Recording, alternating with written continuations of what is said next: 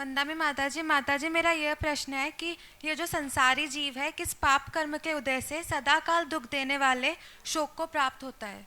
अपने उपकारी का वियोग होने से जो मन में विकलता पैदा होती है, संक्लेश पैदा होता है, उसको शोक कहते हैं। अपने उपकारी का वियोग होने पर जो मन असंतुष्ट हो जाता है वह शोक कहलाता है। शोक किस कर्म के उदय से होता है? असाता वेदनी कर्म के उदय से शोक होता है। तत्वार्थ सूत्र का एक सूत्र है, दुख शोक तापाक्रंदन बद परिदेवनान्यात्म परोभय स्थानान असद्वेद्यस्य। यहां पर कहा कि शोक, हम किसी के प्रिय का वियोग करें या किसी के प्रिय के वियोग की भावना करें, अथवा हम अपने प्रिय के वियोग होने पर शोक करें, चाहे स्वयं में करें शोक, चाहे दूसरे को कराएं शोक, या ऐसा भी होता है कभी कभी व्यक्ति स्वयं भी परेशान रहता है और दूसरे को भी परेशान करता है, ऐसा भी कर सकते हैं। तो तीनों में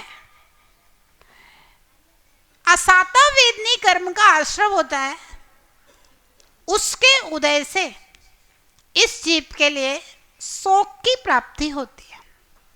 पढ़ा है, रुक्मणी का प्रद्युम्न से वियोग हुआ। क्यों हुआ? क्योंकि उन्होंने कभी किसी त्रियंच के बच्चे को उसकी माता से अलग कर दिया था, इसलिए रुक्मणी का बच्चा उससे अलग हुआ। पहले उन्होंने किसी को शोक दिया तो हमारे जीवन में शोक आया। अब देखिए, अंजना का पति से वियोग के कारण शोक हुआ।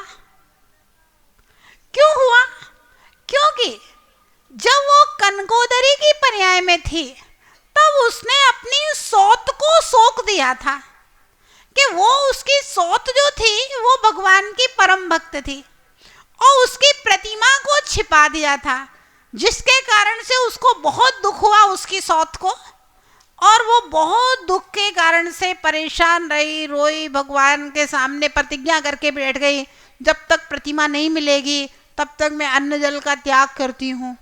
फिर आरिका ने कनकोदरी को समझाया तो इसने प्रतिमा निकाल के दे दी, प्रायश्चित भी किया, लेकिन फिर भी वो जो उसने अपनी सौत को भगवान की प्रतिमा छिपा करके शोक दिया था ना, उसके परिणाम स्वरूप 22 वर्ष तक अंजना को अपने पति का वियोग सहन करना पड़ा।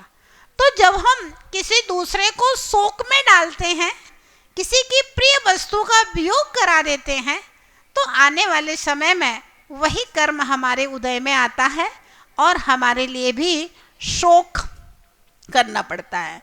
अथवा किसी शोक संतप्त व्यक्ति को देख करके अपन प्रसन्न हो जाए, अथवा जिससे हमारी बन नहीं रही है, अब उसका कुछ बिगड़ जाए, पुत्र मर जाए, पति मर जाए, व्यापार बिजनेस बिगड़ जाए, तो हम उसको देख करके बहुत प्रसन्न हो, अच्छा हुआ, इसका तो ऐसे ही होना चाहिए था।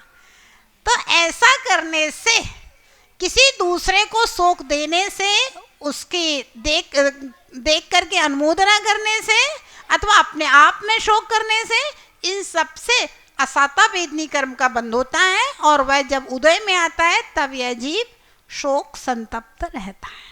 वंदा में माता जी।